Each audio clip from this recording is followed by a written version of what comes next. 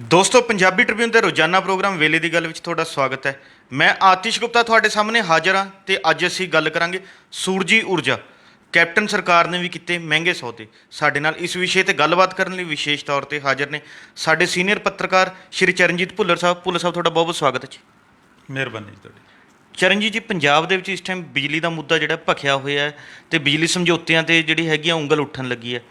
ਇਸ ਦੇ ਨਾਲ ਹੀ ਗੱਲਾਂ ਇਹ ਵੀ ਸਾਹਮਣੇ ਆ ਰਹੀਆਂ ਨੇ ਵੀ ਇਕੱਲੀ ਥਰਮਲਾਂ ਤੋਂ ਖਰੀਦੀ ਜਾਣ ਵਾਲੀ ਬਿਜਲੀ ਹੀ ਨਹੀਂ, ਬਲਕਿ ਸੂਰਜੀ ਊਰਜਾ ਜਿਹੜੀ ਤੋਂ ਸੂਰਜੀ ਊਰਜਾ ਖਰੀਦੀ ਜਾਂਦੀ ਹੈ, ਉਸ ਵਿੱਚ ਵੀ ਵੱਡਾ ਘਾਲਾ ਮਾਲਾ ਦੇਖਣ ਨੂੰ ਮਿਲ ਰਿਹਾ।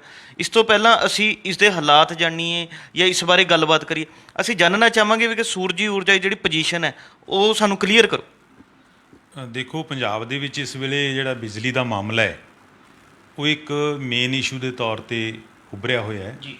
ਔਰ ਅਸੀਂ ਵੀ ਆਪਣੀ ਪਿਛਲੇ ਜਿਹੜੀਆਂ ਗੱਲਬਾਤ ਸਾਡੀਆਂ ਚੱਲ ਰਹੀਆਂ ਨੇ ਉਹਦਾ ਮੇਨ ਫੋਕਸ ਬਿਜਲੀ ਦਾ ਇਸ਼ੂ ਰਿਹਾ ਹੈਗਾ।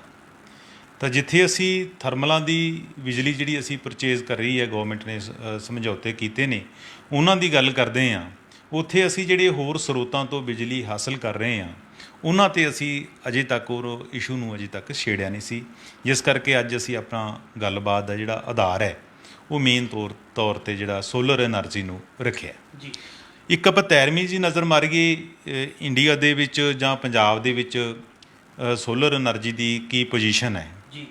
ਤਾਂ ਦੇਖਿਆ ਜਾਵੇ ਕਿ ਜਿੱਥੇ ਅਸੀਂ ਹੋਰ ਸਰੋਤ ਨੇ ਸਾਡੇ ਕੋਲੇ ਇਲੈਕਟ੍ਰਿਸਿਟੀ ਹਾਸਲ ਕਰਨ ਦੇ, ਜਿਸ ਤਰ੍ਹਾਂ ਹਾਈਡਰੋ ਤੋਂ ਲੈਂਦੇ ਹਾਂ ਅਸੀਂ, ਵਿੰਡ ਪਾਵਰ ਹੈ ਸਾਡੇ ਕੋਲ, ਇਸ ਤਰ੍ਹਾਂ ਬਾਇਓਮਾਸ ਤੋਂ ਲੈਂਦੇ ਹਾਂ। ਸੋਲਰ ਐਨਰਜੀ ਦੇ ਜਿਹੜੇ ਪ੍ਰੋਜੈਕਟ ਹੈ ਪੰਜਾਬ ਦੇ ਵਿੱਚ ਉਹ ਕਾਫੀ ਪਿਛਲੇ ਟਾਈਮ ਦੇ ਵਿੱਚ ਲੱਗੇ ਨੇ, ਤਾਂ ਇਹ ਅਲੱਗ-ਅਲੱਗ ਸਰੋਤ ਨੇ। ਤਾਂ ਪਿਛਲਾ ਇਤਿਹਾਸ ਅਸੀਂ ਦੇਖੀਏ, ਖਾਸ ਕਰਕੇ ਆਜ਼ਾਦੀ ਤੋਂ ਬਾਅਦ ਦਾ, ਤਾਂ ਸਭ ਤੋਂ ਜਿਹੜੀ ਪਹਿਲ ਹੋਈ ਸੀ ਉਹ ਸੀ ਹਾਈਡਰੋ ਦੇ ਵਿੱਚ। ਜੀ।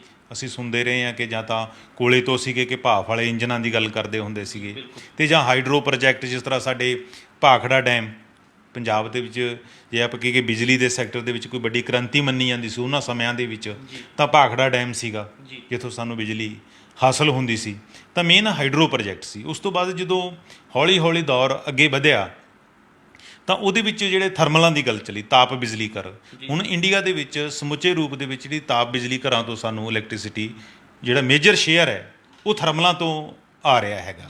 ਤਾਂ ਇਹਨਾਂ ਥਰਮਲਾਂ ਦੇ ਵਿੱਚ ਜਿਉਂ-ਜਿਉਂ ਜਿਸ ਤਰ੍ਹਾਂ ਲਿਬਰਲਾਈਜੇਸ਼ਨ ਦੀਆਂ ਪਾਲਿਸੀਆਂ ਜੋ 91 ਦੇ ਵਿੱਚ ਆਉਂਦੀਆਂ ਨੇ, ਤਾਂ ਇਹ ਰੁਝਾਨ ਹੈ ਜਿਹੜਾ ਹੋਰ ਤੇਜ਼ ਹੁੰਦਾ ਹੈਗਾ। ਪੰਜਾਬ ਦੇ ਵਿੱਚ ਵੀ ਪਿਛਲੇ ਟਾਈਮ 'ਚ ਦੇਖੋ, ਆਪਾਂ ਕਹਿੰਦੇ ਹਾਂ ਬਿਜਲੀ ਸਮਝੌਤਿਆਂ ਦੀ ਗੱਲ ਕਰਦੇ ਹਾਂ ਕਿ 3920 ਮੈਗਾਵਾਟ ਦੇ ਪ੍ਰਾਈਵੇਟ ਥਰਮਲ ਲੱਗੇ।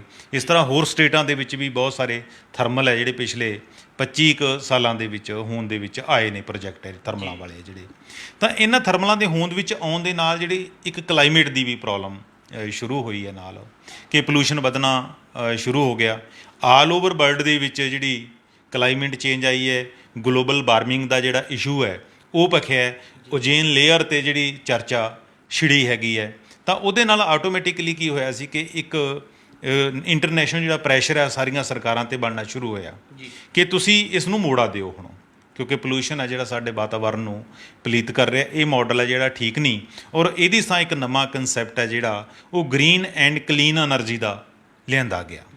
ਤਾਂ ਅਸੀਂ ਜਦੋਂ ਆਪਣੇ 1953 ਦੀ ਗੱਲ ਕਰਦੇ ਹਾਂ, ਸ਼ੁਰੂ 'ਚ ਹੀ ਜਦੋਂ ਸੋਲਰ ਐਨਰਜੀ ਦੀ ਗੱਲ ਚੱਲਦੀ ਹੈਗੀ ਹੈ, ਤਾਂ ਸਭ ਤੋਂ ਪਹਿਲਾਂ ਇੰਡੀਆ ਦੀ ਜਿਹੜੀ ਗੌਰਮੈਂਟ ਆਫ ਇੰਡੀਆ ਨੇ ਸਾਡੇ ਇੱਥੇ ਸੋਲਰ ਕੁੱਕਰ ਲਾਂਚ ਕੀਤਾ ਸੀਗਾ। ਤਾਂ ਉਸ ਟਾਈਮ ਸੋਲਰ ਕੁੱਕਰਾਂ ਦੇ ਉੱਪਰ ਸਬਸਿਡੀ ਦਿੱਤੀ ਜਾਂਦੀ ਸੀਗੀ, ਔਰ 1961-62 ਦੇ ਵਿੱਚ ਜਾ ਕੇ ਸੋਲਰ ਐਨਰਜੀ ਨੂੰ ਇੱਕ ਟੈਕਨੋਲੋਜੀ ਦੇ ਤੌਰ 'ਤੇ ਵਿਕਸਿਤ ਕੀਤਾ।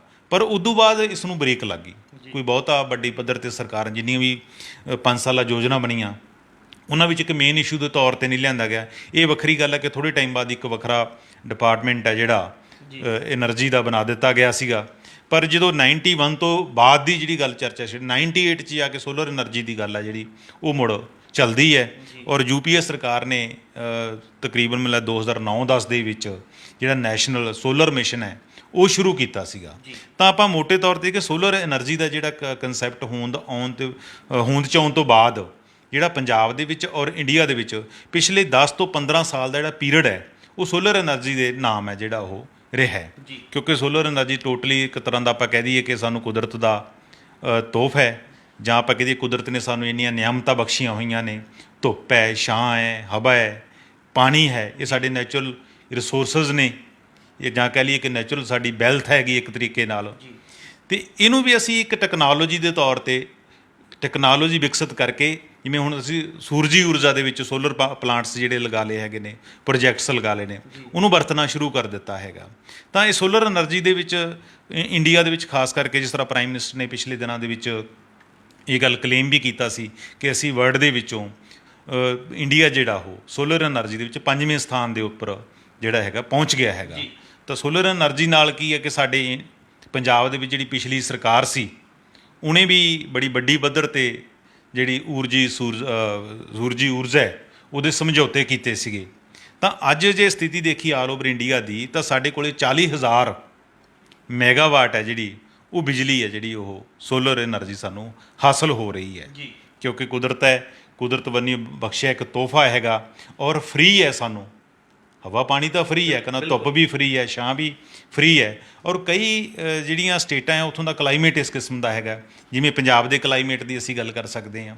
ਸਾਡੇ ਕੋਲ ਸਾਲ ਦੇ ਵਿੱਚੋਂ 365 ਦਿਨਾਂ ਦੇ ਵਿੱਚੋਂ 300 ਤੋਂ ਲੈ ਕੇ 350 ਦਿਨ ਹੈ ਜਿਹੜੇ ਉਹ ਸਾਡੇ ਧੁੱਪ ਨਿਕਲਦੀ ਹੈ। ਜੀ ਬਿਲਕੁਲ, ਹੈ ਨਾ। ਇਸ ਤਰ੍ਹਾਂ ਗੁਜਰਾਤ ਦੀ ਗੱਲ ਕਰ ਲੈਂਦੇ ਆਪਾਂ, ਜਾਂ ਰਾਜਸਥਾਨ ਦੀ ਗੱਲ ਕਰ ਲੈਂਦੇ ਹਾਂ, ਉੱਥੇ ਬਹੁਤ ਸਾਰਾ ਏਰੀਆ ਜਿਹੜਾ ਬੰਜਰ ਪਿਆ। ਹੁਣ ਰਾਜਸਥਾਨ ਤੁਸੀਂ ਜੈਸਲਮੇਰ ਸਾਈਡ ਜਾਓ ਤਾਂ ਤੁਹਾਨੂੰ ਪਤਾ ਲੱਗੇਗਾ ਕਿ ਵਿੰਡ ਪਾਵਰ ਹੈ ਜਿਹੜੀ, ਉਹਦੇ ਬਹੁਤ ਸਾਰੇ ਪ੍ਰੋਜੈਕਟ ਲੱਗੇ ਨੇ। ਸਭ ਤੋਂ ਵੱਧ ਜਿਹੜਾ ਸਾਊਥ ਦੇ ਵਿੱਚ ਹੈਗਾ, ਤਾਮਿਲਨਾਡੂ ਦੇ ਵਿੱਚ ਤਕਰੀਬਨ 5,000 ਤੋਂ ਉੱਪਰ ਮੈਗਾਵਾਟ ਹੈ ਜਿਹੜੀ ਉਹ ਸੋਲਰ ਐਨਰਜੀ ਹੈ। ਅਤੇ ਕਰਨਾਟਕਾ ਤਾਂ ਸਾਰੇ ਤੋਂ ਟੌਪ ਦੇ ਵਿੱਚ ਹੈਗਾ ਜੀ। ਅਤੇ ਗੁਜਰਾਤ ਦੇ ਵਿੱਚ 4400 ਦੇ ਕਰੀਬ ਹੈ ਜਿਹੜੀ ਸੋਲਰ ਐਨਰਜੀ ਅਸੀਂ ਹਾਸਲ ਕਰਦੇ ਹਾਂ। ਤਾਂ ਸਾਰੇ ਸਟੇਟਾਂ ਦੇ ਵਿੱਚ ਹੀ ਪਿਛਲੇ 15-20 ਸਾਲਾਂ ਦੇ ਵਿੱਚ ਇੱਕ ਤਰ੍ਹਾਂ ਦਾ ਰੈਵੋਲੂਸ਼ਨ ਆਇਆ। ਅਤੇ ਹੁਣ ਤਾਂ ਬਲਕਿ ਥੋੜ੍ਹੇ ਟਾਈਮ ਤੋਂ ਤਾਂ ਇਹ ਹੋ ਗਿਆ ਕਿ ਜਦੋਂ ਕਾਰਪੋਰੇਟਸ ਨੂੰ ਪਤਾ ਲੱਗਿਆ ਕਿ ਇੱਧਰ ਵੀ ਸਾਡੇ ਲਈ ਇੱਕ ਚੰਗਾ ਸੌਦਾ ਹੈਗਾ, ਤਾਂ ਉਹਨਾਂ ਨੇ, ਜਿਵੇਂ ਅਡਾਨੀ ਦਾ ਕਿਹਾ ਜਾਂਦਾ ਹੈ, ਅਡਾਨੀ ਦੇ ਸਾਰੇ ਇੰਡੀਆ ਦੇ ਵਿੱਚ ਬਹੁਤ ਵੱਡੇ ਪੱਧਰ 'ਤੇ ਜਿਹੜੇ ਪ੍ਰੋਜੈਕਟ ਹੈ ਸੋਲਰ ਐਨਰਜੀ ਦੇ ਹੈਗੇ ਨੇ। ਸਾਡੇ ਬਠਿੰਡਾ ਦੇ ਵਿੱਚ ਇੱਕ ਸਰਦਾਰਗੜ੍ਹ ਚੁੱਗੇ ਕਲਾਂ ਪਿੰਡ ਹੈਗੇ ਨੇ, ਉੱਥੇ ਵੀ ਸੋਲਰ ਐਨਰਜੀ ਦਾ ਬਹੁਤ ਵੱਡਾ ਇਹਨਾਂ ਨੇ ਇੱਕ ਪ੍ਰੋਜੈਕਟ ਲਗਾਇਆ ਹੋਇਆ। ਤਾਂ ਹੋਰਨਾਂ ਸਟੇਟਾਂ ਦੇ ਵਿੱਚ ਵੀ ਇਹਦੇ ਬਹੁਤ ਸਾਰੇ ਜਿਹੜੇ ਪ੍ਰੋਜੈਕਟ ਹੈ ਚੱਲ ਰਹੇ ਨੇ। ਤਾਂ ਕਾਰਪੋਰੇਟਸ ਨੇ ਜਿਹੜੇ ਸੋਲਰ ਐਨਰਜੀ ਵਾਲੀ ਜਿਹੜਾ ਸੈਕਟਰ ਹੈ ਇਹਦੇ ਵਿੱਚ ਵੀ ਜਿਹੜਾ ਦਖਲ ਦੇਣਾ ਸ਼ੁਰੂ ਕਰ ਦਿੱਤਾ। ਤਾਂ ਇੰਡੀਆ ਦੇ ਵਿੱਚ ਜਿੱਥੇ ਹੁਣ ਥਰਮਲਾਂ ਤੋਂ ਸਾਨੂੰ ਬਿਜਲੀ ਹਾਸਲ ਹੋ ਰਹੀ ਹੈ, ਤਾਂ ਸਾਡੀਆਂ ਸਰਕਾਰਾਂ ਨੇ, ਗਵਰਨਮੈਂਟ ਆਫ ਇੰਡੀਆ ਨੇ ਬਹੁਤ ਸਾਰੀਆਂ ਜਿਹੜੀਆਂ ਸਬਸਿਡੀਆਂ, ਬਹੁਤ ਸਾਰੇ ਪ੍ਰੋਜੈਕਟ ਹੈ। ਜਿਵੇਂ ਯੂਪੀਏ ਸਰਕਾਰ ਦਾ ਨੈਸ਼ਨਲ ਸੋਲਰ ਮਿਸ਼ਨ ਸੀਗਾ, ਉਸ ਤੋਂ ਬਾਅਦ ਨਵੀਂ ਐਨਡੀਏ ਸਰਕਾਰ ਨੇ ਵੀ ਆਪਣੇ ਜਿਹੜੇ ਪ੍ਰੋਜੈਕਟ ਲਾਂਚ ਕੀਤੇ ਆ। ਖਾਸ ਕਰਕੇ 2010-11 ਦੇ ਵਿੱਚ ਬਹੁਤ ਸਾਰੇ ਪ੍ਰੋਜੈਕਟ ਇਸ ਕਿਸਮ ਦੇ ਜਿਨ੍ਹਾਂ 'ਤੇ ਸਬਸਿਡੀ ਦਿੱਤੀ ਜਾਂਦੀ ਹੈਗੀ ਹੈ, ਸਪੋਰਟ ਕੀਤਾ ਜਾਂਦਾ ਹੈਗਾ। ਪੰਜਾਬ ਦੇ ਵਿੱਚ ਜਿਹੜੇ ਬਿਜਲੀ ਸਮਝੌਤੇ ਹੋਏ ਨੇ ਪਿਛਲੇ ਸੋਲਰ ਐਨਰਜੀ ਦੇ, ਉਹਦੇ ਵਿੱਚ ਬਹੁਤ ਸਾਰੀ ਜਿਹੜੀ ਸਬਸਿਡੀ ਹੈ ਉਹ ਸੈਂਟਰ ਗਵਰਨਮੈਂਟ ਨੇ ਮੁਹੱਈਆ ਕਰਾਈ ਹੈ। ਤਾਂ ਪੰਜਾਬ ਦੇ ਵਿੱਚ ਮੈਂ ਸ਼ਹੀਦ ਭਗਤ ਸਿੰਘ ਦੇ ਜਨਮ ਦਿਨ 'ਤੇ ਵੀ ਪ੍ਰੋਜੈਕਟ ਲਾਇਆ ਸੀ। ਜਦੋਂ ਅਬਦੁਲ ਕਲਾਮ ਜੀ ਸਾਡੇ ਉਹਨਾਂ ਇਨੈਗੋਰੇਸ਼ਨ ਕਰਨ ਆਏ ਸੀ, ਉਹ ਪਹਿਲਾ ਪ੍ਰੋਜੈਕਟ ਹੈ ਜਿਹੜਾ ਮੰਨਿਆ ਜਾਂਦਾ ਸੋਲਰ ਐਨਰਜੀ ਦਾ ਪੰਜਾਬ ਦੀ ਧਰਤੀ 'ਤੇ ਜਿਹੜਾ ਲੱਗਿਆ ਸੀਗਾ। ਅਤੇ ਹੁਣ ਤਾਂ ਬਹੁਤ ਸਾਰੇ ਪ੍ਰੋਜੈਕਟ ਨੇ, ਖਾਸ ਕਰਕੇ ਮਾਲਵੇ ਦੇ ਵਿੱਚ ਲੱਗੇ ਹੋਏ ਨੇ। ਤਾਂ ਹੁਣ ਮੈਨੂੰ ਲੱਗਦਾ ਕਿ ਆਉਣ ਵਾਲਾ ਜਿਹੜਾ ਯੁੱਗ ਹੈਗਾ, ਇਹ ਚੰਗੀ ਗੱਲ ਹੈ, ਇਹ ਕੋਈ ਮਾੜੀ ਗੱਲ ਨਹੀਂ।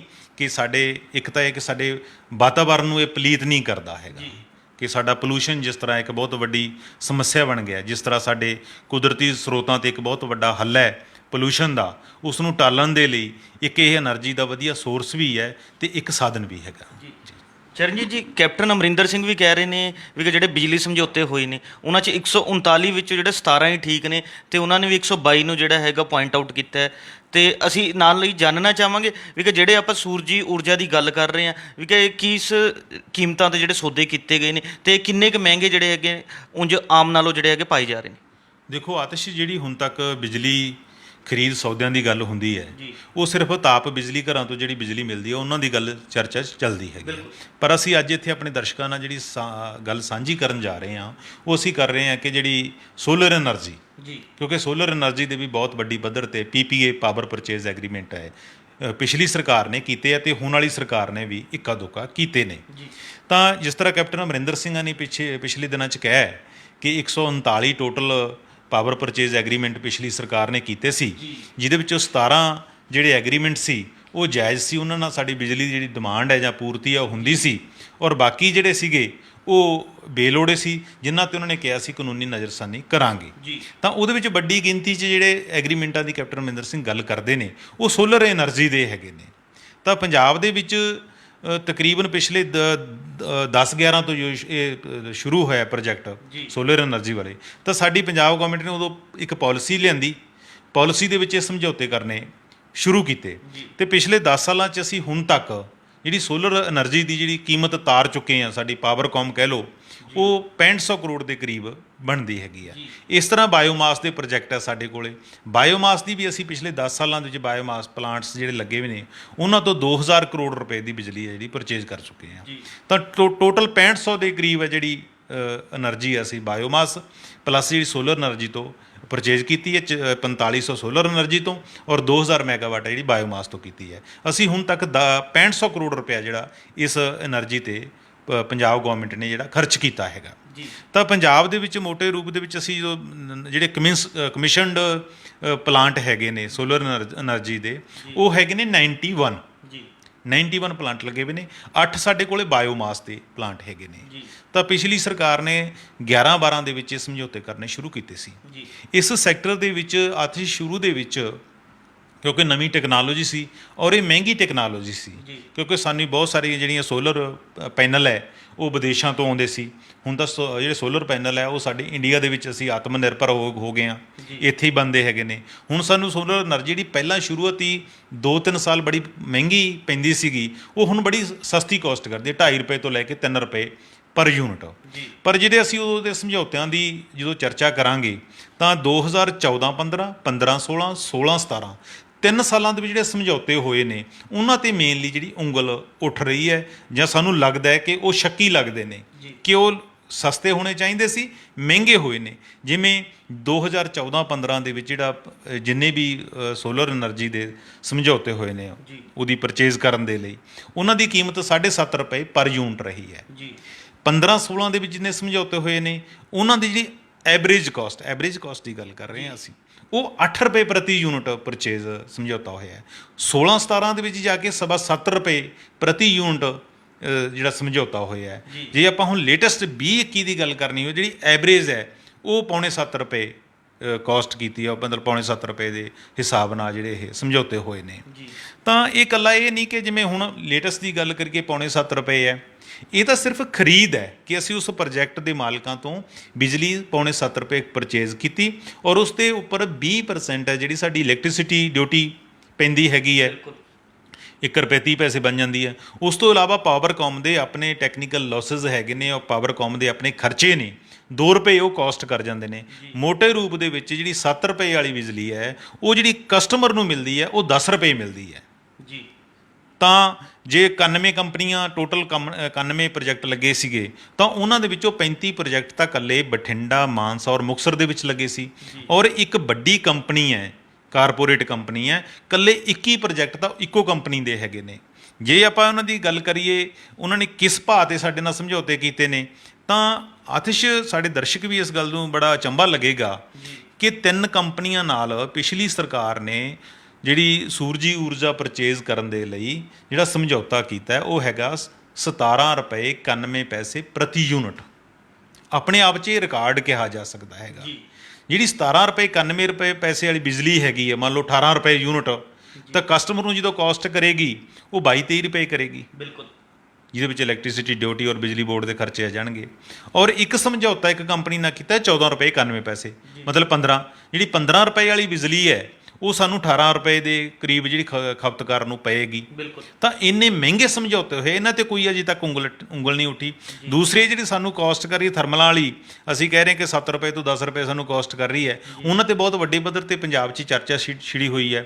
ਪਰ ਜਿਹੜੀ ਬਿਜਲੀ ਅਸੀਂ ਗੱਲ ਕਰ ਰਹੇ ਹਾਂ ਸਮਝੌਤਿਆਂ ਦੀ ਕਿ ਸਾਰੇ ਟੈਕਸ ਪਾ ਕੇ ਸਾਨੂੰ 22-23 ਰੁਪਏ ਪ੍ਰਤੀ ਯੂਨਿਟ ਦੇ ਪੈ ਰਹੀ ਅੱਜ, ਉਹਨਾਂ ਦੀ ਕਿਤੇ ਵੀ ਕੋਈ ਜਿਹੜੀ ਸਾਡੀਆਂ ਸਿਆਸੀ ਪਾਰਟੀਆਂ ਉਹ ਵੀ ਨਹੀਂ ਗੱਲ ਕਰ ਰਹੀਆਂ। ਤਾਂ 22 ਕੰਪਨੀਆਂ ਇਹੋ ਜਿਹੀਆਂ ਨੇ ਆਤਿਸ਼ ਜਿਨ੍ਹਾਂ ਨਾਲ 8 ਰੁਪਏ ਦੇ ਹਿਸਾਬ ਨਾਲ ਜਾਂ 8 ਰੁਪਏ ਤੋਂ ਜ਼ਿਆਦਾ ਦੇ ਹਿਸਾਬ ਨਾਲ ਐਗਰੀਮੈਂਟ ਹੋਇਆ। ਔਰ ਐਗਰੀਮੈਂਟ ਵੀ ਕੋਈ ਇਹ ਨਹੀਂ ਕਿ 5-7 ਸਾਲ ਲਈ ਹੋਇਆ, ਕੋਈ 20 ਸਾਲ ਲਈ, ਮੋਸਟਲੀ ਸਾਰੀਆਂ ਕੰਪਨੀਆਂ ਨਾ 25 ਸਾਲ ਦੇ ਸਮਝੌਤੇ ਹੋਏ ਨੇ। ਇਸ ਤਰ੍ਹਾਂ ਹੀ 22 ਕੰਪਨੀਆਂ ਦੀ ਆਪਾਂ ਗੱਲ ਕੀਤੀ ਹੈਗੀ ਹੈ, ਅਤੇ 35 ਕੰਪਨੀਆਂ ਉਹ ਨੇ ਜਿਨ੍ਹਾਂ ਨਾਲ 7 ਰੁਪਏ ਤੋਂ ਲੈ ਕੇ 8 ਰੁਪਏ ਪ੍ਰਤੀ ਯੂਨਿਟ ਬਿਜਲੀ ਖਰੀਦ ਦਾ ਸਮਝੌਤਾ ਹੋਇਆ, ਅਤੇ 8 ਰੁਪਏ ਵਾਲੀ ਬਿਜਲੀ ਸਾਨੂੰ 11 ਰੁਪਏ ਕਾਸਟ ਕਰੇਗੀ। ਤਾਂ ਇੰਨੇ ਮਹਿੰਗੇ ਸਮਝੌਤੇ ਹੋਏ ਨੇ। ਹੁਣ ਜਦੋਂ ਇਹਨਾਂ ਸਮਝੌਤੇ 'ਤੇ ਆਪਾਂ ਚਰਚਾ ਕਰਦੇ ਹੈਗੇ ਆ ਤਾਂ ਇਹ ਹੁੰਦਾ ਕਿ ਪਿਛਲੀ ਸਰਕਾਰ ਹੀ ਕਰ ਗਈ ਹੈ ਜੀ। ਮੋਸਟਲੀ ਪਿਛਲੀ ਸਰਕਾਰ ਨੂੰ ਕਟਹਿਰੇ 'ਚ ਜਿਹੜੀਆਂ ਸਿਆਸੀ ਪਾਰਟੀਆਂ ਖੜਾ ਕਰ ਰਹੀਆਂ ਨੇ। ਪਰ ਹੈਰਾਨੀ ਦੀ ਗੱਲ ਇਹ ਹੈ ਕਿ ਕੈਪਟਨ ਸਰਕਾਰ ਵੀ ਇਹ ਤੋਂ ਨਹੀਂ ਬਚੀ। ਬਿਲਕੁਲ।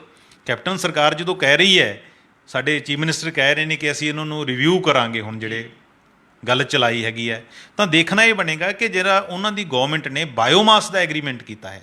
ਪੰਜਾਬ ਦੇ ਵਿੱਚ ਬਾਇਓਮਾਸ ਤੋਂ ਜਿਹੜੀ ਬਿਜਲੀ ਤਿਆਰ ਹੁੰਦੀ ਹੈ ਉਹਦੇ ਪਲਾਂਟ 8 ਦੇ ਕਰੀਬ ਪਲਾਂਟ ਨੇ। ਉਹਨਾਂ ਦੇ ਵਿੱਚ ਇੱਕ ਬਿਜਲੀ ਸਮਝੌਤਾ ਕੈਪਟਨ ਸਰਕਾਰ ਨੇ ਕੀਤਾ 2018 ਦੇ ਵਿੱਚ, ਔਰ ਬੜੀ ਮਹਿੰਗੀ ਬਿਜਲੀ ਦਾ ਕੀਤਾ ਹੈਗਾ, 8 ਰੁਪਏ 16 ਪੈਸੇ। ਇਹ ਕੈਪਟਨ ਸਰਕਾਰ ਦੇ ਦੌਰਾਨ ਇਹ ਜਿਹੜਾ ਫੈਸਲਾ ਹੋਇਆ। 2 ਪ੍ਰੋਜੈਕਟ ਨੇ ਮਾਲਵਾ ਦੇ ਵਿੱਚ, ਵੱਡੇ ਪ੍ਰੋਜੈਕਟ ਨੇ, ਔਰ ਪ੍ਰੋਜੈਕਟ ਕਿਹਦੇ ਨੇ? ਇੱਕ ਬਹੁਤ ਵੱਡੇ ਕਾਂਗਰਸੀ ਪੋਲੀਟੀਸ਼ੀਅਨ ਦੇ ਨੇ। ਵੱਡਾ ਇਹ ਨਹੀਂ ਕਿ ਕੱਦ-ਬੁੱਧ ਦੇ ਵਿੱਚ ਵੱਡਾ ਹੈ, ਪੈਸੇ ਦੇ ਵਿੱਚ ਵੱਡਾ ਹੈ ਬਹੁਤ ਜ਼ਿਆਦਾ। ਉਸ ਕਾਂਗਰਸੀ ਪੋਲੀਟੀਸ਼ੀਅਨ ਨੂੰ ਫਾਇਦਾ ਦੇਣ ਦੇ ਲਈ ਕੈਪਟਨ ਸਰਕਾਰ ਨੇ 8 ਰੁਪਏ 16 ਪੈਸੇ ਪ੍ਰਤੀ ਯੂਨਿਟ ਉਸ ਤੋਂ ਬਿਜਲੀ ਖਰੀਦ ਕਰਨ ਦਾ ਸਮਝੌਤਾ ਕੀਤਾ ਹੈ। ਅੱਜ ਅਸੀਂ ਉਸ ਪੋਲੀਟੀਸ਼ੀਅਨ ਨਾਲ ਗੱਲ ਵੀ ਕੀਤੀ ਹੈ। ਉਹ ਕਹਿੰਦਾ ਜੀ ਮੈਂ ਤਾਂ ਲੋਕਾਂ ਦੀ ਸਿਹਤ ਦਾ ਖਿਆਲ ਰੱਖਦੇ ਹੋਏ ਪ੍ਰੋਜੈਕਟ ਲਾਏ ਨੇ। ਬਾਅਦ 'ਚੋਂ ਕਹਿ ਗਿਆ ਕਿ ਮੁੱਕਰ ਵੀ ਗਿਆ ਕਿ ਇਹ ਪ੍ਰੋਜੈਕਟ ਮੇਰੇ ਨਹੀਂ। ਪਰ ਜਦੋਂ ਅਸੀਂ ਉਹਦੀ ਹਲਫੀਆ ਬਿਆਨ ਦੇਖਿਆ, ਇਲੈਕਸ਼ਨ ਦੇ ਟਾਈਮ ਦਿੱਤਾ ਹੈ, ਉਹਦੇ ਵਿੱਚ ਉਹਦੇ ਜਿਹੜੇ ਤੰਦ ਹੈ ਉਸ ਪ੍ਰੋਜੈਕਟਾਂ ਦੇ ਨਾਲ ਸਿੱਧੇ ਤੌਰ 'ਤੇ ਜੁੜਦੇ ਨੇ। ਤਾਂ ਜਿੱਥੇ ਸਾਡੀ ਪਿਛਲੀ ਸਰਕਾਰ ਨੂੰ ਦੀ ਜਵਾਬਦੇਹੀ ਬਣਦੀ ਹੈ ਕਰਨੀ, ਉੱਥੇ ਸਾਡੀਆਂ ਜਿਹੜੀਆਂ ਆਪੋਜੀਸ਼ਨ ਪਾਰਟੀਆਂ ਉਹਨਾਂ ਨੂੰ ਚਾਹੀਦਾ ਹੈ ਕਿ ਉਹ ਕੈਪਟਨ ਸਰਕਾਰ ਤੋਂ ਵੀ ਇਹਨਾਂ ਸਮਝੌਤਾਂ ਬਾਰੇ ਹਿਸਾਬ ਕਿਤਾਬ ਮੰਗਣ ਜਦੋਂ ਗੱਲ ਚੱਲੇਗੀ। ਹੁਣ ਇੱਕ ਸਾਈਡ ਤਾਂ ਇਹ ਹੈ ਕਿ ਪ੍ਰਾਈਵੇਟ ਲੋਕ ਨੇ, ਪ੍ਰਾਈਵੇਟ ਕੰਪਨੀਆਂ ਨੇ ਜਿਨ੍ਹਾਂ ਨਾਲ ਮਹਿੰਗੇ ਸੌਦੇ ਹੋਏ ਨੇ, ਤਾਂ ਹੁਣ ਇਹ ਸਾਰੇ ਲੋਕ ਕਹਿਣਗੇ ਜੀ ਕਿ ਜਸਟੀਫਾਈ ਕਰਨਗੇ ਕਿ ਠੀਕ ਹੋਏ ਨੇ ਜੀ, ਇਹ ਟੈਕਨੋਲੋਜੀ ਬੜੀ ਮਹਿੰਗੀ ਸੀ। ਪਰ ਇਸੇ ਦੌਰਾਨ ਜਿਹੜੀ solar energy corporation of India ਹੈ, ਉਹਨਾਂ ਨਾਲ ਪਿੱਛੇ ਜੇ ਜਨਵਰੀ 2020 ਦੇ ਵਿੱਚ ਇੱਕ ਸਮਝੌਤਾ ਹੋਇਆ 500 ਮੈਗਾਵਾਟ ਦਾ, ਉਹ ਪੌਣੇ 3 ਰੁਪਏ ਹੋਇਆ। ਉਹਨਾਂ ਦੇ CMD ਹੁੰਦੇ ਸੀ ਬਲਦੇਵ ਸਿੰਘ ਸਰਾਂ, ਉਹਨਾਂ ਨੇ ਕੀਤਾ ਸੀਗਾ। ਜੇ ਉਹ ਪੌਣੇ 3 ਰੁਪਏ ਕਰ ਸਕਦੇ ਨੇ, ਤਾਂ ਜਿਹੜੀਆਂ ਦੂਜੀਆਂ ਸਰਕਾਰਾਂ ਨੇ ਪਿਛਲੇ ਟਾਈਮ ਦੇ ਵਿੱਚ ਜਾਂ ਨਵੀਂ ਸਰਕਾਰ ਨੇ, ਉਹ 8 ਰੁਪਏ ਬਾਇਓਮਾਸ ਦੀ ਕਿਸ ਪਾਸੇ ਦੇ ਰਹੇ ਨੇ। ਇਹ ਨਹੀਂ ਕਿ ਉਸ ਤੋਂ ਪਹਿਲਾਂ ਜਨਵਰੀ 2019 ਦੇ ਵਿੱਚ ਵੀ ਹੋਇਆ 300 ਮੈਗਾਵਾਟ ਦਾ ਉਸੇ ਕਾਰਪੋਰੇਸ਼ਨ ਦੇ ਨਾਲ, ਉਹ ਵੀ ਮਤਲਬ 2.5 ਜਾਂ ਪੌਣੇ 3 ਰੁਪਏ ਹੋਇਆ। ਇਹਦਾ ਮਤਲਬ ਕਿ ਮਾਰਕੀਟ ਦੇ ਵਿੱਚ 2.5 ਰੁਪਏ ਤੋਂ ਲੈ ਕੇ 3 ਰੁਪਏ ਦੇ ਦਰਮਿਆਨ ਹੈ ਜਿਹੜੀ ਸੋਲਰ ਐਨਰਜੀ ਅਵੇਲੇਬਲ ਹੈ। ਬਿਲਕੁਲ। ਤਾਂ ਪਿਛਲੀ ਸਰਕਾਰ ਨੂੰ ਵੀ ਚਾਹੀਦਾ ਸੀਗਾ ਕਿ ਉਹ ਰਹਿਤੀ ਦਰਾਂ 'ਤੇ, ਕਿਉਂਕਿ ਜਿੰਨੀ ਅਸੀਂ ਬਿਜਲੀ ਰਹਿਤੀ ਦਰਾਂ 'ਤੇ ਪਰਚੇਜ਼ ਕਰਾਂਗੇ ਉਨੀ ਸਸਤੀ ਬਿਜਲੀ ਹੈ ਜਿਹੜੀ ਉਹ ਖਪਤਕਾਰਾਂ ਨੂੰ ਮਿਲੇਗੀ। ਸੋ ਮੇਰੀ ਅਪੀਲ ਹੈ ਪੰਜਾਬ ਦੇ ਲੋਕਾਂ ਨੂੰ ਵੀ ਕਿ ਸਾਨੂੰ ਸਾਰੀਆਂ ਪਾਰਟੀਆਂ, ਚਾਹੇ ਕੋਈ ਵੀ ਹੈ, ਚਾਹੇ ਰੂਲਿੰਗ ਹੈ ਚਾਹੇ ਆਪੋਜੀਸ਼ਨ ਹੈ, ਉਸ 'ਤੇ ਸਾਡੇ ਸਵਾਲ ਖੜੇ ਕਰਨੇ ਬਣਦੇ ਨੇ ਕਿ ਤੁਸੀਂ ਇੰਨੀ ਮਹਿੰਗੀ ਬਿਜਲੀ ਖਰੀਦ ਕੇ ਲੋਕਾਂ ਨੂੰ ਦੀ ਕਿਹੜੀ ਭਲਾਈ ਕਰਨ ਦੇ ਰਾਹ 'ਤੇ ਤੁਰੇ ਹੋਏ ਹੋ। ਜੀ ਚਰਨਜੀਤ ਜੀ, ਹੁਣ ਵੱਡਾ ਸਵਾਲ ਇਹ ਉੱਠਦਾ ਹੈ ਵੀ ਕਿ ਇਸ ਖੇਤਰ 'ਚ ਕਾਰਪੋਰੇਟ ਘਰਾਣਾ ਜਿਹੜਾ ਵੱਧਦਾ ਜਾ ਰਿਹਾ ਅੱਗੇ, ਅਸੀਂ ਜਾਣਨਾ ਚਾਹਾਂਗੇ ਕਾਰਪੋਰੇਟ ਘਰਾਣੇ ਜਿਹੜੀ ਭੂਮਿਕਾ ਰਹਿ ਰਹੀ ਹੈ ਇਸ ਖੇਤਰ ਵਿੱਚ, ਉਸ ਨੂੰ ਤੁਸੀਂ ਕਿਵੇਂ ਦੇਖਦੇ ਹੋ? ਦੇਖੋ, ਕਾਰਪੋਰੇਟਸ ਜਦੋਂ ਦਾ ਹੁਣ ਖੇਤੀ ਕਾਨੂੰਨਾਂ ਵਾਲਾ ਇਸ਼ੂ ਉੱਠਿਆ ਹੈਗਾ, ਕਿਸਾਨਾਂ ਨੇ ਅੰਦੋਲਨ ਸ਼ੁਰੂ ਕੀਤਾ ਹੈ, ਤਾਂ ਪੂਰੇ ਸਮੁੱਚੇ ਦੇਸ਼ ਦੇ ਵਿੱਚ ਜਿਹੜੇ ਕਾਰਪੋਰੇਟ ਹੈ ਉਹ ਨਿਸ਼ਾਨੇ 'ਤੇ ਨੇ। ਹੁਣ ਉਹ ਆਤਿਸ਼ ਉਹ ਜ਼ਮਾਨਾ ਤਾਂ ਗਿਆ ਕਿ ਜਦੋਂ ਟਾਟੇ ਬਾਟੇ ਔਰ ਬਿਰਲੇ ਹੁੰਦੇ ਸੀਗੇ, ਉਹਨਾਂ ਦੇ ਫਿਰ ਵੀ ਕਿਤੇ ਨਾ ਕਿਤੇ ਜਿਹੜੇ ਸਮਾਜਿਕ ਸਰੋਕਾਰ ਹੁੰਦੇ ਸੀ। ਜਿਹੜੇ ਅੱਜ ਦੇ ਸਾਡੇ ਕੋਲੇ ਕਾਰਪੋਰੇਟ ਹੈ, ਵੱਡੇ ਘਰਾਣੇ ਨੇ, ਉਹਨਾਂ ਦਾ ਕੋਈ ਸਮਾਜਿਕ ਸਰੋਕਾਰ ਤਾਂ ਹੈ ਨਹੀਂ। ਅਤੇ ਉਹਨਾਂ ਨੇ ਜਿੱਥੇ ਬਾਕੀ ਫੀਲਡਾਂ ਦੇ ਵਿੱਚ ਮੁਨਾਫਾਖੋਰੀ ਕੀਤੀ ਹੈ, ਤਾਂ ਉੱਥੇ ਉਹਨਾਂ ਨੇ ਜਿਹੜੇ ਇਸ ਸੈਕਟਰ ਦੇ ਵਿੱਚ ਵੀ ਜਿਹੜਾ ਕੁਦਰਤ ਨਾਲ ਜੁੜਿਆ ਹੋਇਆ ਹੈ, ਇਹਦੇ ਵਿੱਚ ਵੀ ਕੀਤਾ ਹੈ। ਹੁਣ ਵੀ ਜਿਹੜੇ ਖੇਤੀ ਕਾਨੂੰਨ ਬਣਾਏ ਗਏ ਨੇ, ਉਹਨਾਂ ਪਿੱਛੇ ਵੀ ਉਹਨਾਂ ਦਾ ਹੱਥ ਹੈ। ਉਹ ਚਾਹੁੰਦੇ ਨੇ ਕਿ ਐਗਰੀਕਲਚਰ ਦਾ ਜਿਹੜਾ ਸੈਕਟਰ ਹੈ ਉਹ ਖਾਲੀ ਪਿਆ, ਇਸ ਨੂੰ ਹਥਿਆ ਲਿਆ ਜਾਵੇ। ਤਾਂ ਇਹਨਾਂ ਦੀ ਭੂਮਿਕਾ ਹੈ ਜਿਹੜੀ ਉਹ ਜਿੱਥੇ ਲੋਕ ਵਿਰੋਧੀ ਰਹੀ ਹੈ, ਜਿੱਥੇ ਲੋਕਾਂ ਨੂੰ ਵਿੱਤੀ ਸੱਟ ਮਾਰਨ ਵਾਲੀ ਰਹੀ ਹੈ, ਉਹ ਕੁਦਰਤ ਦੇ ਵਿਰੋਧ ਦੇ ਵਿੱਚ ਵੀ ਭੁਗਤੇ ਨੇ। ਅਸੀਂ ਝਾਰਖੰਡ ਦੇ ਵਿੱਚ ਉਹਨਾਂ ਸਟੇਟਾਂ ਦੇ ਹਿਲੀ ਸਟੇਟਾਂ ਜਿਹੜੀਆਂ, ਉਹਨਾਂ 'ਚ ਰੌਲਾ ਪੈਂਦਾ ਹੈਗਾ ਕਿ ਉੱਥੋਂ ਜੰਗਲਾਂ ਨੂੰ ਖਤਰਾ, ਉੱਥੇ ਇਹਨਾਂ ਦੇ ਪ੍ਰੋਜੈਕਟ ਲਾਉਣ ਦੇ ਲਈ ਵੱਡੇ ਪੱਧਰ 'ਤੇ ਜਿਹੜੀ ਦਰੱਖਤਾਂ ਦੀ ਕਟਾਈ ਹੋ ਰਹੀ ਹੈ। ਦੇਖੋ ਕਿਸ ਕਿਸਮ ਦੀ ਚਾਲ ਹੈਗੀ ਹੈ। ਕਾਰਪੋਰੇਟਸ ਪਹਿਲਾਂ ਇੱਕ ਸਮੱਸਿਆ ਨੂੰ ਪੈਦਾ ਕਰਦੇ ਨੇ, ਫਿਰ ਉਹਦਾ ਹੱਲ ਕਰਨ ਦੇ ਲਈ, ਪੈਦਾ ਕਰਨ ਦੇ ਲਈ ਵੀ ਖੱਟੀ ਖੱਟਦੇ ਨੇ, ਅਤੇ ਜਦੋਂ ਹੱਲ ਕਰਦੇ ਨੇ ਉਦੋਂ ਵੀ ਫਿਰ ਮੁਨਾਫਾ ਕਮਾਉਂਦੇ ਨੇ। ਜਿਵੇਂ ਪੰਜਾਬ ਦੇ ਵਿੱਚ ਜਦੋਂ ਗ੍ਰੀਨ ਰੈਵੋਲੂਸ਼ਨ ਆਈ ਹੈ, ਪੰਜਾਬ ਨੂੰ ਕਿਉਂ ਚੁਣਿਆ ਗਿਆ? ਪੰਜਾਬ ਨੂੰ ਇਸ ਕਰਕੇ ਚੁਣਿਆ ਗਿਆ ਕਿ ਪੰਜਾਬ ਦਾ ਜਿਹੜਾ ਪਾਣੀ ਸੀ ਉਹ ਸ਼ਰਬਤ ਵਰਗਾ ਸੀ। ਇੱਥੇ ਸਾਡੀਆਂ ਜਿਹੜੀਆਂ ਰਵਾਇਤੀ ਫਸਲਾਂ ਸੀ ਉਹਨਾਂ ਨੂੰ ਕਿਉਂ ਨਹੀਂ ਡਿਵੈਲਪ ਕੀਤਾ? ਸਿਰਫ ਝੋਨੇ ਨੂੰ ਕਿਉਂ ਡਿਵੈਲਪ ਕੀਤਾ? ਅੱਜ ਸਾਡੇ ਪਾਣੀ ਖਾਰੇ ਨੇ। ਅੱਜ ਸਾਡੇ BT ਕਾਟਨ ਆਉਣ ਤੋਂ ਪਹਿਲਾਂ ਜਦੋਂ ਫਸਲਾਂ ਤਬਾਹ ਹੁੰਦੀਆਂ ਸੀ, ਕਿੰਨੀ ਜਿਹੜੀ ਪੈਸਟੀਸਾਈਡ ਕੀਟਨਾਸ਼ਕ ਹੈ ਜਿਹੜੀ ਉਹ ਸਾਡੀ ਧਰਤੀ ਦੀ ਸਿਹਤ ਖਰਾਬ ਕੀਤੀ ਹੈ ਉਹਨਾਂ ਨੇ। ਪਹਿਲਾਂ ਤਾਂ ਸਾਨੂੰ ਕੀਟਨਾਸ਼ਕ, ਪੈਸਟੀਸਾਈਡ, ਹਾਈਬ੍ਰਿਡ ਬੀਜ ਜਿਹੜੇ ਸਾਨੂੰ ਸੇਲ ਕੀਤੇ। ਜਦੋਂ ਹੁਣ ਸਾਡੇ ਪਾਣੀ ਖਰਾਬ ਹੋ ਗਏ ਨੇ ਤਾਂ ਸਾਰੇ ਮਾਲਵੇ ਦੇ ਵਿੱਚ ਤੁਸੀਂ ਦੇਖੋਗੇ ਆਰਓ ਲਾਤੇ ਨੇ ਪ੍ਰਾਈਵੇਟ ਕੰਪਨੀਆਂ ਨੇ। ਪਹਿਲਾਂ ਉਧਰੋਂ ਪੈਸਟੀਸਾਈਡ ਵੇਚ ਕੇ ਸਾਡੇ ਕੋਲ ਪੈਸਾ ਕਮਾਇਆ, ਹੁਣ ਉਹਦਾ ਹੱਲ ਕਰਤਾ ਕਿ ਤੁਸੀਂ ਆਰਓ ਸਿਸਟਮ ਲਾਓ। ਹੁਣ ਆਰਓ ਸਿਸਟਮ 'ਚੋਂ ਪੈਸਾ ਕਮਾ ਰਹੇ ਨੇ, ਬੋਤਲਬੰਦ ਪਾਣੀ ਆ ਗਿਆ ਉਹਦੇ 'ਚੋਂ ਪੈਸਾ ਕਮਾ ਰਹੇ ਨੇ। ਮਾਲਵੇ ਦੇ ਖਾਸ ਕਰਕੇ ਬਠਿੰਡਾ, ਮਾਨਸਾ, ਮੁਕਤਸਰ ਦੇ ਵਿੱਚ ਤੁਸੀਂ ਗੇੜਾ ਮਾਰੋਗੇ ਤਾਂ ਕੈਂਸਰ ਹੈ ਜਿਹੜਾ ਉਹ ਬੜੀ ਵੱਡੀ ਪੱਧਰ ਤੇ ਹੈ। ਚਾਹੇ ਉਹਦਾ ਕਾਰਨ ਕੋਈ ਵੀ ਹੋਵੇ, ਪਰ ਲੋਕਾਂ 'ਚ ਇਹ ਧਾਰਨਾ ਬਣੀ ਹੈ ਕਿ ਇਹ ਜਿਹੜਾ ਪਾਣੀ ਹੈ ਇੱਥੋਂ ਦਾ ਖਰਾਬ ਹੈ ਜਾਂ ਪੈਸਟੀਸਾਈਡ ਹੈ ਇੰਨਾ ਇੱਥੇ ਪੈਂਦਾ ਰਿਹਾ। ਜਦੋਂ ਪੀਕ ਤੇ ਸੀਜ਼ਨ ਹੁੰਦਾ ਸੀ ਕਿਤੇ ਕਾਟਨ ਦੇ, ਤੇ ਸਾਰੇ ਪੰਜਾਬ ਵਿੱਚ 2200 ਕਰੋੜ ਰੁਪਏ ਦੀ ਜਿਹੜੀ ਪੈਸਟੀਸਾਈਡ ਹੈ, ਜਿਹੜੀ ਕੀਟਨਾਸ਼ਕ ਵਿਕਦੇ ਸੀ, ਤੇ 1800 ਕਰੋੜ ਦੇ ਇਕੱਲੇ ਮਾਲਵਾ ਕਾਟਨ ਬੈਲਟ ਦੇ ਵਿੱਚ ਉਹਨਾਂ ਦੀ ਖਪਤ ਹੁੰਦੀ ਸੀ। ਤਾਂ ਪਾਣੀਆਂ ਦੇ ਵੀ ਕੀ ਸਾਰੇ, ਤਾਂ ਇੱਕ ਹੱਥ ਸਾਡੇ ਪਾਣੀ ਖਰਾਬ ਕਰਤੇ, ਹੁਣ ਹਵਾ ਵੀ ਖਰਾਬ ਕਰਤੀ। ਹੁਣ ਕਰੋਨਾ ਨੇ ਦਿਖਾਈ ਦਿੱਤਾ ਕਿ ਆਕਸੀਜਨ ਦੇ ਸਿਲੰਡਰ ਹੈ। ਈਵਨ ਅਸੀਂ ਆਪਣੇ ਘਰਾਂ ਦੇ ਵਿੱਚ, ਸ਼ਹਿਰਾਂ ਜਿਹੜੇ ਮੱਧ ਵਰਗ ਹੈ, ਉਹ ਰੂਮ ਫਰੈਸ਼ਰ ਰੱਖਦੇ ਆ ਕਿ ਅਸੀਂ ਸਿਲੰਡਰਾਂ ਦੀ ਵਿਕਰੀ ਵੀ ਹੌਲੀ ਹੌਲੀ ਜਿਹੜੀ ਸ਼ੁਰੂ ਹੋ ਜਾਣੀ ਹੈਗੀ ਹੈ। ਕੈਂਸਰ ਪੈਦਾ ਕਰਤਾ ਤੇ ਨਾਲ ਕਾਰਪੋਰੇਟ ਹਸਪਤਾਲ ਆ ਗਏ। ਇਹ ਤਾਂ ਦੋਨੇ ਪਾਸੇ ਸਾਡਾ ਸਿਰ ਸਾਡੀਆਂ ਜੁੱਤੀਆਂ, ਲੋਕਾਂ ਨੂੰ ਮਾਰ ਪੈ ਰਹੀ ਆ। ਹੁਣ ਇਹ ਤਾਂ ਜਿਹੜਾ ਮਾਡਲ ਹੈ, ਜਿਹੜਾ ਕਾਰਪੋਰੇਟ ਮਾਡਲ ਹੈ ਜਿਹੜਾ, ਇਹ ਸਾਡੀ ਲੋਕਾਂ ਦੇ ਖਿਲਾਫ ਭੁਗਤਦਾ ਹੈ, ਸਾਡੀ ਕੁਦਰਤ ਦੇ ਖਿਲਾਫ ਭੁਗਤਦਾ ਹੈਗਾ। ਔਰ ਖੇਤੀ ਦੇ ਵਿੱਚ ਹੁਣ ਜੇ ਦਖਲ ਦੇਣ ਲੱਗੇ ਨੇ ਤਾਂ ਸਾਡੇ ਕਿਸਾਨ ਉੱਠੇ ਨੇ। ਤਾਂ ਉਮੀਦ ਹੈ ਕਿ ਕਾਰਪੋਰੇਟਰ ਨੂੰ ਥੋੜ੍ਹੀ ਬਹੁਤੀ ਇਹਨਾਂ ਤੋਂ ਸਬਕ ਲੈਣਾ ਚਾਹੀਦਾ, ਸਿੱਖਣਾ ਚਾਹੀਦਾ ਕਿ ਉਹ ਜਿਹੜੇ ਪਾਣੀਆਂ ਨੂੰ ਪਲੀਤ ਕਰ ਰਹੇ ਨੇ, ਹਵਾ ਨੂੰ ਪਲੀਤ ਕਰ ਰਹੇ ਨੇ, ਕੱਲ੍ਹ ਨੂੰ ਉਹਨਾਂ ਦੇ ਸਿਰ 'ਤੇ ਵੀ ਪੈ ਸਕਦੀ ਹੈ। ਇਹ ਸਨ ਸਾਡੇ ਸੀਨੀਅਰ ਪੱਤਰਕਾਰ ਸ਼੍ਰੀ ਚਰਨਜੀਤ ਭੁੱਲਰ, ਜਿਨ੍ਹਾਂ ਨੇ ਸਾਨੂੰ ਦੱਸਿਆ ਵੀ ਕਾਰਪੋਰੇਟਾਂ ਨੇ ਜਿੰਨੀ ਖੱਟੀ ਖੱਟਣੀ ਸੀ ਹੁਣ ਤੱਕ ਖੱਟ ਲਈ। ਹੁਣ ਲੋਕ ਜਾਗਰੂਕ ਹੋਣੇ ਸ਼ੁਰੂ ਹੋ ਗਏ ਨੇ, ਆਪਣੇ ਹੱਕਾਂ ਲਈ ਆਵਾਜ਼ ਚੁੱਕਣੀ ਸ਼ੁਰੂ ਕਰ ਦਿੱਤੀ ਹੈ। ਹੁਣ ਆਉਣ ਵਾਲਾ ਸਮਾਂ ਹੀ ਦੱਸੇਗਾ ਵੀ ਕਿ ਕਾਰਪੋਰੇਟ ਜਿਹੜਾ ਹੈ ਲੋਕਾਂ ਨੂੰ ਕਿੰਨਾ ਕੁ ਸਮਾਂ ਹੋਰ ਜਿਹੜਾ ਹੈਗਾ ਆਪਣੇ ਫਾਇਦੇ ਲਈ ਵਰਤ ਸਕਦੇ ਨੇ। ਇਹ ਆਉਣ ਵਾਲਾ ਸਮਾਂ ਹੀ ਦੱਸੇਗਾ। ਕੱਲ੍ਹ ਨੂੰ ਇੱਕ ਨਵੇਂ ਮੁੱਦੇ ਦੇ ਨਾਲ ਫਿਰ ਮਿਲਾਂਗੇ ਪ੍ਰੋਗਰਾਮ ਵੇਲੇ ਦੀ ਗੱਲ ਵਿੱਚ। ਧੰਨਵਾਦ।